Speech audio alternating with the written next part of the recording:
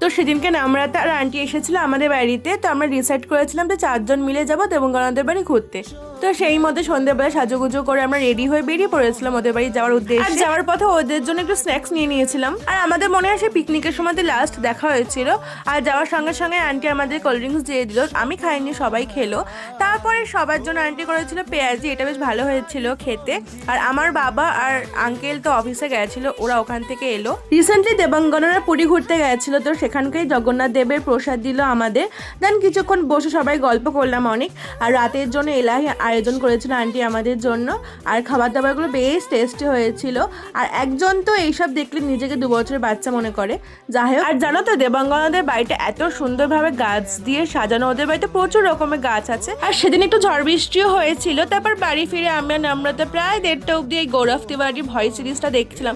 বেশ ইন্টারেস্টিং, আমার তো বেশ ভালো লেগেছে। আমি 2টো পার্ট দেখেছি। আমি তাড়াতাড়ি ঘুমিয়ে গেছিলাম। আর বাদ বাকিগুলো আমার এখনো দেখা বাকি রয়েছে, ওইগুলো আমি তাড়াতাড়ি কমপ্লিট করে ফেলবো। তো আজকের মতন এইটুকুনি ভিডিওটা, বাই।